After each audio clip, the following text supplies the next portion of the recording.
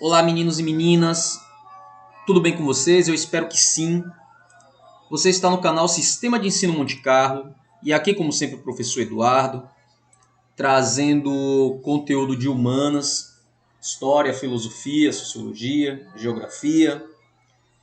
Esse canal foi feito para você, estudante do ensino público, no intuito de dinamizar o conhecimento, de prepará-lo para a sociedade nas questões de análise crítica, para você não ser mais uma massa de manobra da elite. E dinamizar o ensino público é torná-lo mais fácil e compreensível, tá?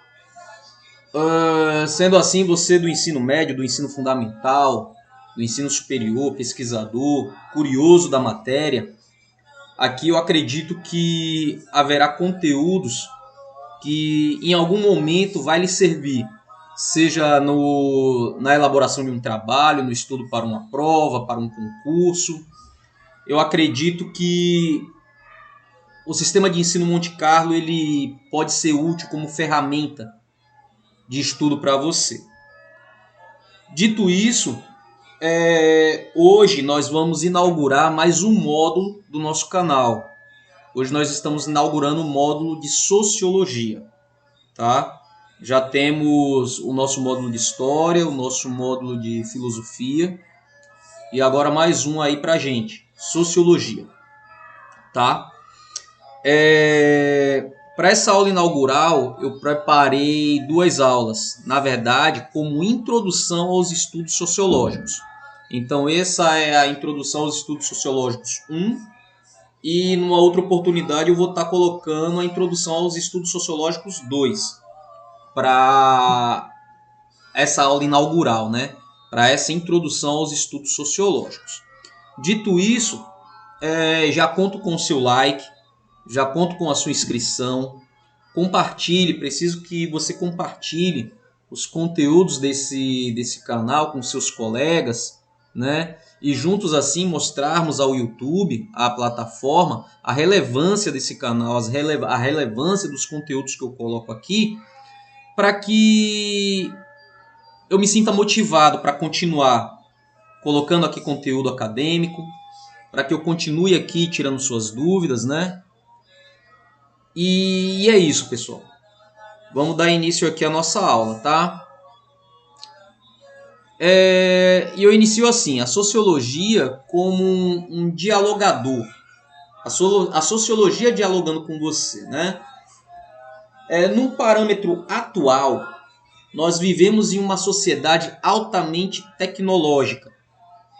No padrão de hoje, seria impensável viver sem internet, viver sem um smartphone, viver sem uma conexão com essa janela chamada internet, né?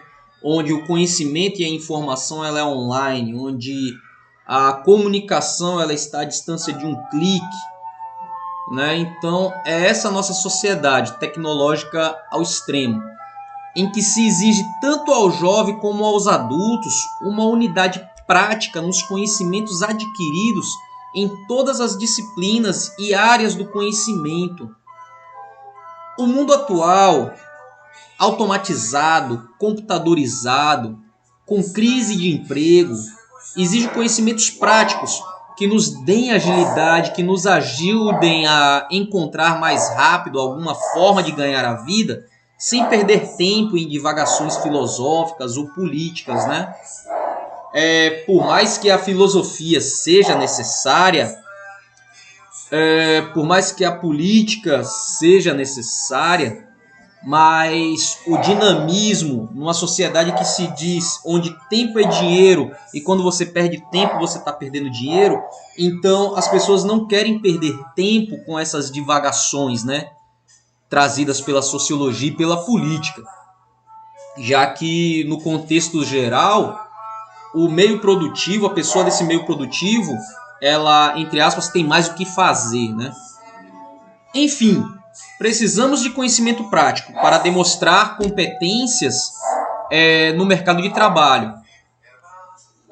Quando desenvolvemos esse raciocínio, estamos fazendo certamente uma análise social de nosso convívio com outras pessoas, e isso é uma forma de reflexão social. Isso é uma forma de reflexão sociológica. Então, sociologia, ela não é o estudo do homem no meio, porque para isso já existe a geografia, né? Não é o estudo da história e das sociedades, porque para isso a gente já tem a disciplina propriamente dita, né? A história como disciplina.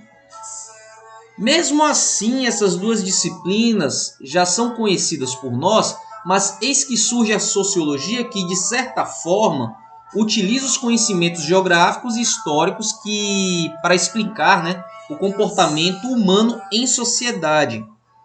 Em diversos momentos, a sociologia ela vai beber das fontes históricas, ela vai beber da fonte geográfica, vai haver essa interdisciplinaridade entre as matérias, entre as áreas do conhecimento, né? O legal de humanas é isso. Nós precisamos de outras áreas do conhecimento para formar uma opinião ou para chegar a um consenso de análise. Assim como a eletricidade é um fenômeno estudado pela física, e os organismos que possuem células são estudados pela biologia, e os elementos como oxigênio e carbono são objeto de estudo da química, a sociologia estuda os fenômenos sociais.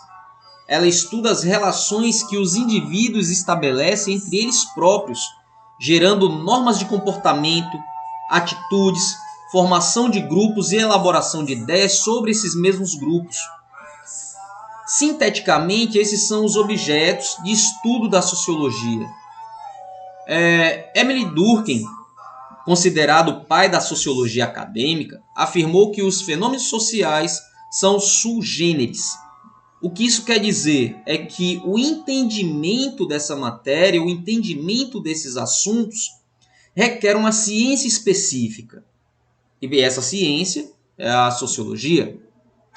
Então entendemos uma questão básica de nossa vida cotidiana pela via sociológica, pois nossa vida cotidiana é social.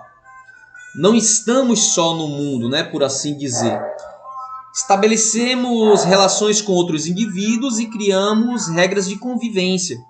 Algumas já existiam quando nascemos e provavelmente existirão depois de nosso falecimento.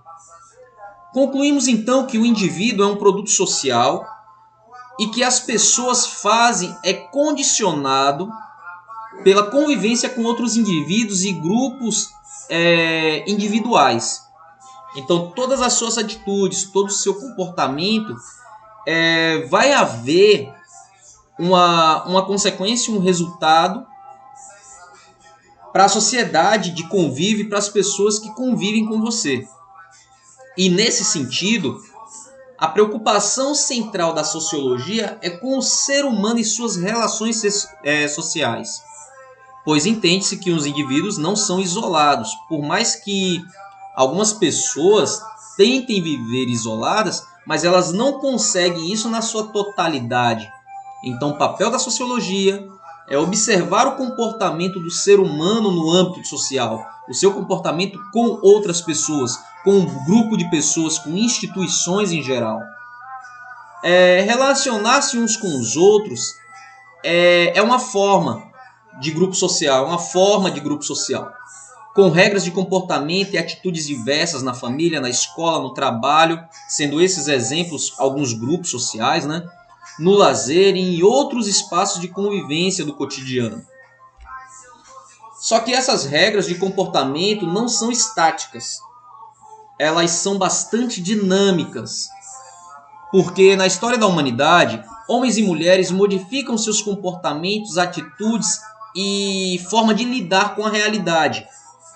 Por exemplo, o divórcio, a existência do divórcio, essa ferramenta, né, no âmbito de convivência familiar, era um recurso que nossos avós e bisavós não podiam se beneficiar dele, quando no momento da união matrimonial ela não satisfazia mais o casal, porque era era do senso comum da sociedade da época. A mulher que se divorciava, ela ficava mal vista perante a sociedade. Então, muitos relacionamentos fadados ao fracasso, fadados à violência familiar, ela tinha que se submeter a isso, no caso da mulher, porque o divórcio deixaria nela uma mancha, uma marca negativa perante a sociedade. Coisas que, na sociedade atual, seria impensável, né? Apesar de, às vezes, no noticiário, vermos coisas bizarras nesse sentido. Mulheres se submetendo a relações abusivas porque, por um motivo ou outro, não conseguem utilizar, né, dessa ferramenta de separação. Além disso, dentro desse mesmo assunto, existem sociedades que são bem distintas da nossa e que estabelecem regras diferentes de comportamento nesse mesmo período histórico em que vivemos atualmente, que é o caso de se compararmos formas de matrimônio encontradas nas sociedades que seguem os princípios do islamismo, que são sociedades poligâmicas, que se tolera o homem com várias mulheres, né, convivendo no mesmo ambiente e no mesmo espaço. Isso em comparação com a nossa sociedade, né, que ela prega a monogamia, onde a poligamia ou a bigamia seria um crime de âmbito civil. A sociologia, além de estudar as relações sociais e os comportamentos dos indivíduos e dos grupos sociais, ela questiona o porquê da existência de conflito entre esses grupos, as razões de indivíduos e grupos quando tentam quebrar regras de funcionamento das sociedades, né? Quando há o embate, quando há o conflito, quando há uma quebra de regra, isso também é um objeto de estudo da sociologia. Ou até mesmo quando criam movimentos para questionar ou legitimar essas mesmas regras. Um exemplo disso, o movimento dos sem terra, o movimento dos sem teto, algumas instituições religiosas que têm segmentos ou braços articulados contra a violência, contra o uso abusivo de drogas, enfim. E nesse caso é quando se formam os chamados movimentos sociais, né? O sociólogo norte-americano Charles Wade Mills escreveu um livro chamado A Imaginação Sociológica, publicado em 1959, e nesse livro, com o objetivo de explicar a importância da sociologia, Mills diz que essa ciência representa uma qualidade do espírito humano que nos ajuda a perceber o que está ocorrendo no mundo e como nos situamos nesse mundo.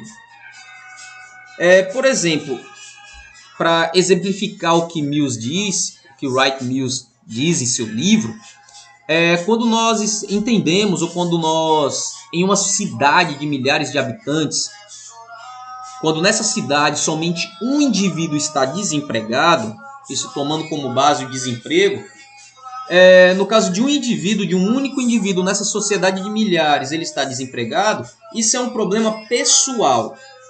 Isso é um problema do próprio indivíduo em questão. E para entender esse problema, talvez tenhamos que observar o caráter dessa pessoa, suas habilidades e suas oportunidades.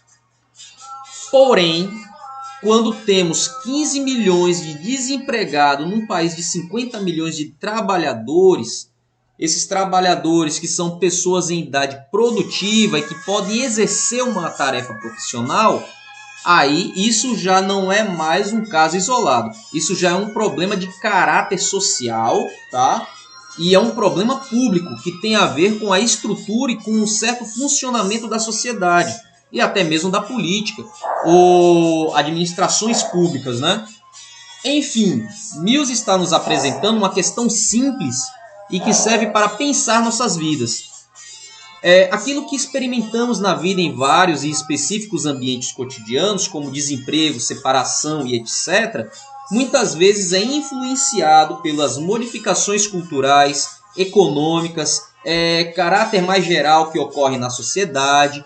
Enfim, por isso é que ele diz que precisamos ter consciência da ideia e da existência de uma estrutura social e utilizá-la com sensibilidade, para sermos capazes, a partir daí, de identificar as ligações entre as nossas diversas experiências da vida cotidiana ou do nosso convívio em sociedade.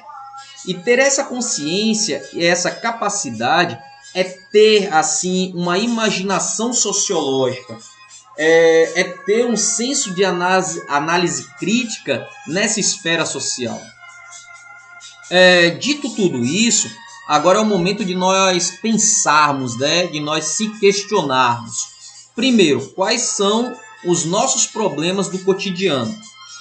E quais são as questões que mais nos preocupam? É claro que nós já pensamos nisso por diversas vezes, mas vamos tentar imaginar esse problema e essas preocupações de forma sociológica. Será que esses problemas, será que esses questionamentos têm a ver só com o seu comportamento, com o meu comportamento, com as suas atitudes, com as minhas atitudes, ou com o seu modo de ser? Ou será que a sociologia pode ajudar a pensar sobre o nosso cotidiano? Será que os nossos problemas particulares são problemas só nossos ou são problemas que afetam a sociedade, que afetam o seu grupo de convívio? Será que os nossos problemas são problemas que nós podemos resolver ou são problemas que nós dependemos de uma estrutura pública, de uma estrutura socioadministrativa que possa nos beneficiar e facilitar a resolução de nossos problemas? Então são esses os questionamentos do campo sociológico, tá? Turma, essa foi a nossa videoaula de hoje. Esse foi o nosso material de introdução aos estudos sociológicos. Esse foi o material número 1. E a próxima aula nós vamos ver o estudo de introdução, o módulo de introdução ao estudo sociológico 2. Tá bom? A todos um muito obrigado. Espero que esse vídeo tenha sido útil e produtivo para vocês. E até uma próxima.